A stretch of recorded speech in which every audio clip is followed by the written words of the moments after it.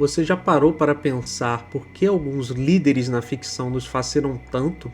Por que continuamos assistindo, torcendo, mesmo quando eles cometem erros terríveis? Mesmo quando traem nossos valores, quando cruzam linhas que juramos nunca cruzar? Rick Grimes, de The Walking Dead, não é um super-herói. Ele não tem respostas mágicas. Ele não salva todo mundo. Na verdade, ele falha, repetidamente. E ainda assim, temporada após temporada, nós o seguimos. Nós queremos segui-lo. Por quê? A resposta está exatamente onde menos esperamos, na sua imperfeição. Rick Grimes funciona como líder justamente porque é profundamente, visceralmente humano. E hoje vamos dissecar o que torna esse arquétipo tão poderoso na ficção. E porque nós, como audiência, somos biologicamente programados para nos conectar com líderes falhos. Vamos começar pelo começo. Rick Grimes acorda de um coma no primeiro episódio da série. O mundo acabou. Sua família desapareceu. E ele é apenas um xerife de uma cidade pequena tentando sobreviver. Aqui está o detalhe crucial. Rick não quer liderar. Quando ele encontra o grupo de sobreviventes no acampamento, ele não chega batendo no peito, assumindo o comando. Ele está perdido. Ele está procurando sua esposa e filho. Shane já estava liderando aquele grupo. Rick poderia facilmente ter se concentrado em apenas ser mais um membro, mais um seguidor. Mas algo acontece. Algo que define todo o arco do personagem nas primeiras temporadas. As pessoas começam a olhar para ele, a pedir conselhos, a esperar decisões. Por que Rick? O que ele tem que Shane, um líder estabelecido, mais experiente em situações de crise, não tem? A resposta é empatia visível. Rick ainda carrega aquela centelha de civilização. Quando ele olha para alguém, você vê que ele vê aquela pessoa. Não como um recurso, não como um problema estratégico, mas como um ser humano. Essa é a primeira camada do seu magnetismo como líder. Nós confiamos nele porque ele ainda não perdeu aquilo que o Apocalipse cobra de todos, a humanidade. Mas aqui está o gancho. Essa mesma qualidade será o que quase o destrói. Vamos pular para um momento específico. Lembra da segunda temporada, na Fazenda dos Green?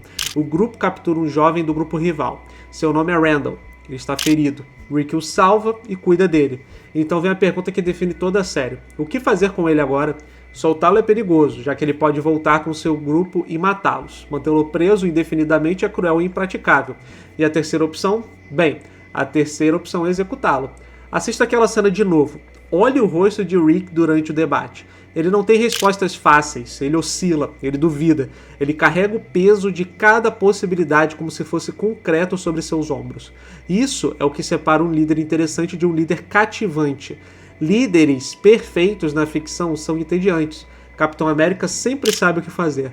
Superman sempre escolhe o caminho certo. E está tudo bem, eles servem a outros propósitos narrativos, mas eles não prendem da mesma forma. Por quê? Porque não há conflito real, não há custo emocional visível. Rick, por outro lado, nos mostra o preço. Cada decisão deixa uma cicatriz e nós, como audiência, sentimos isso. Nós participamos do peso porque vemos um homem se despedaçando para manter outros vivos. Aqui está a pergunta que você precisa se fazer. Se você estivesse naquele grupo, você confiaria mais em alguém que toma decisões sem hesitar ou em alguém que claramente sofre com cada escolha? A resposta revela por que o Rick funciona. Agora vamos ao momento que muda tudo. Final da segunda temporada. A fazenda está sendo invadida por uma horda de zumbis. O grupo está fugindo, fragmentado, desesperado. E quando finalmente se reagrupam, Rick faz um discurso. Mas não é um discurso inspirador. Não é vamos vencer juntos ou somos uma família. É brutal, é honesto, é quase cruel. Isso não é uma democracia mais. Eu faço as regras. Você não gosta, pode sair. Pare e pense nisso. Esse é o momento em que Rick Grimes cruza uma linha. Ele para de pedir permissão. Ele para de consultar. Ele assume controle absoluto porque chegou à conclusão de que é isso que mantém as pessoas vivas. E aqui está o detalhe genial da construção desse personagem. Nós entendemos por quê. A série não nos dá um vilão que se corrompe por poder. Ela nos dá um homem que se transforma porque cada decisão democrática custou vidas. Cada hesitação resultou em mortes. E agora, o Rick, que acordou daquele coma, o xerife de coração mole que queria salvar todo mundo, está morrendo. Algo mais duro, mais afiado, está nascendo no lugar. Isso te assusta? Deveria, mas também te fascina, não é? porque é isso que bons líderes na ficção fazem. Eles nos forçam a confrontar verdades desconfortáveis sobre poder, moralidade e sobrevivência. Aqui está a verdade não dita sobre arquétipos de líderes na ficção. Nós não queremos perfeição, nós queremos reconhecimento. Quando vemos Rick Grimes tremer antes de tomar uma decisão horrível, quando vemos gritar de frustração, quando vemos chorar por alguém que não conseguiu salvar, nós nos vemos nele. Não como heróis, mas como humanos tentando desesperadamente fazer a coisa certa em um mundo onde certo deixou de ter definição clara. Pense em outros líderes ficcionais que amamos. Walter White em Breaking Bad, Tony Soprano, Ned Stark antes de sua queda, Michael Corleone, e que todos eles têm em comum. Eles tomam decisões impossíveis, eles carregam fardos visíveis e nós os assistimos se transformarem sob pressão. Rick Grimes é fascinante porque é um estudo de caso em tempo real sobre o que a liderança custa, não em termos abstratos, mas em fragmentos de alma. Cada temporada ele perde um pedaço de si mesmo, e nós assistimos hipnotizados porque secretamente queremos saber: se estivéssemos no lugar dele, quem nos tornaríamos? Você consegue responder isso honestamente? Deixa eu te dar exemplos concretos de momentos em que a série captura perfeitamente esse arquétipo do líder imperfeito. A primeira temporada, com relação à decisão sobre Meryl. Bom, Rick decide deixar Meryl algemado no telhado. É uma decisão prática. Meryl era perigoso, violento, mas Rick volta para salvá-lo. Mesmo com todos os riscos, ele não consegue deixar um homem para morrer. Esse é o Rick original, o homem que ainda acredita que pode salvar todo mundo. Já na segunda temporada, ele mata Shane. Não por escolha, não porque queria, mas porque precisava. E o que vemos depois? Rick em choque, destruído. A série não glorifica a violência, ela mostra o custo. Já na terceira temporada nós temos o tal do telefone. Após Laurie morrer, Rick começa a receber ligações de um telefone mudo. Ele conversa com vozes do passado, com fantasmas. É a mente dele fragmentando sob pressão. E nós vemos um líder à beira do colapso, mas ainda tentando manter todos vivos. Essas cenas funcionam porque não nos mostram um líder invencível. Elas nos mostram um homem quebrando e há algo profundamente cativante nisso. Mas aqui está o paradoxo central de Rick Grimes. Quanto mais ele se torna o líder que o grupo precisa, menos ele se torna o homem que era.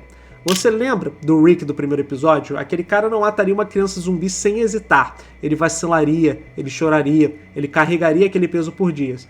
Agora pense no Rick da terceira temporada em diante. Ele toma decisões brutais com eficiência. Ele não hesita mais. Ele se tornou a ferramenta que a sobrevivência exige.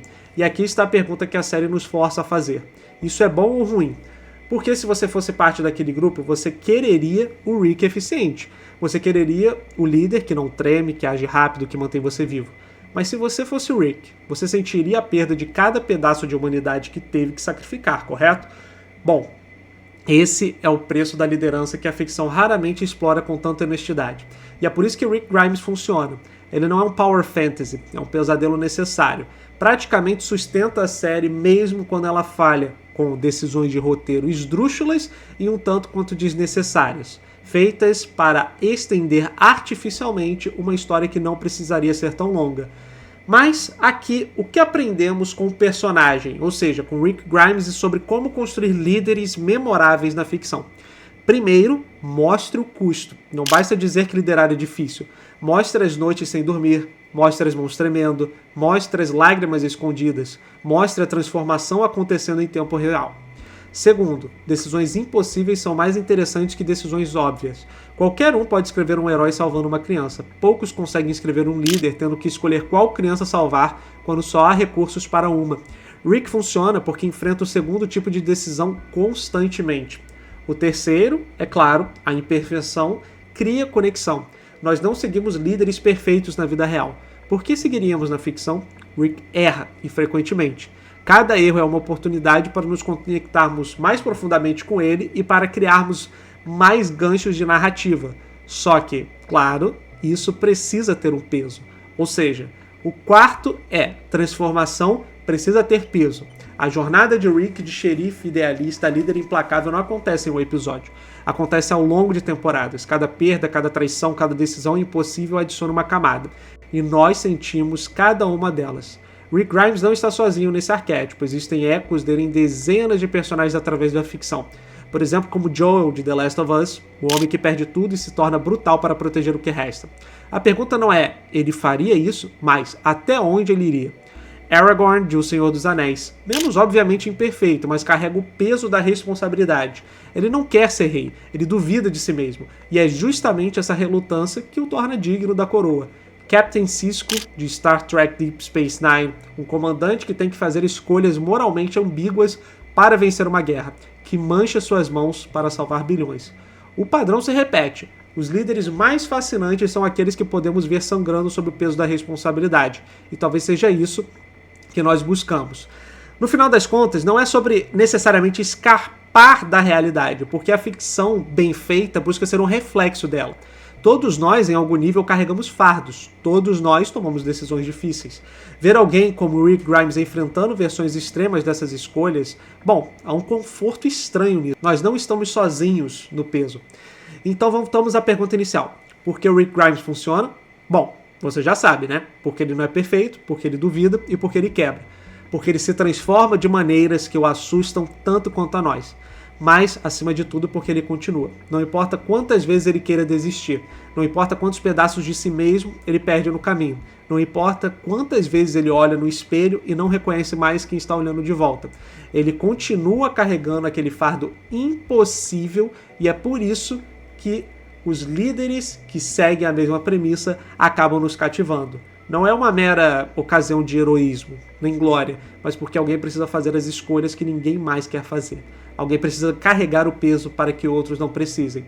Bom, nós como audiência reconhecemos isso. Talvez não em situações de apocalipse zumbi, mas em nossas próprias vidas, próprias escalas, todos nós conhecemos o peso dessa responsabilidade. Mas e você? Conseguiria responder o que faria se você estivesse no lugar de Rick? Você concorda com as decisões que ele tomou ao longo das temporadas e mais especificamente nas temporadas finais? Você só descobre quem você é de verdade quando não há mais escolha, certo? Quando a pressão acaba cedendo para uma catástrofe. Rick é inserido nesse arquétipo, nesse tipo de situação várias vezes, mas o que você faria nessa mesma situação? Se esse vídeo te fez pensar diferente sobre liderança na ficção, sobre Rick Grimes ou sobre aquele peso silencioso que bons personagens carregam, bom, deixa um like pra mim, compartilha com alguém que ama The Walking Dead e me conta nos comentários qual é a decisão que o Rick tomou que te marcou mais. Qual momento você sentiu que ele deixou de ser o xerife e se tornou outra coisa? Porque no fim, é sobre isso que vale a pena conversar. Não sobre zumbis, mas sobre o que o apocalipse revela sobre quem realmente somos quando tudo é tirado de nós. E talvez, só talvez, sobre quem escolhemos ser mesmo assim.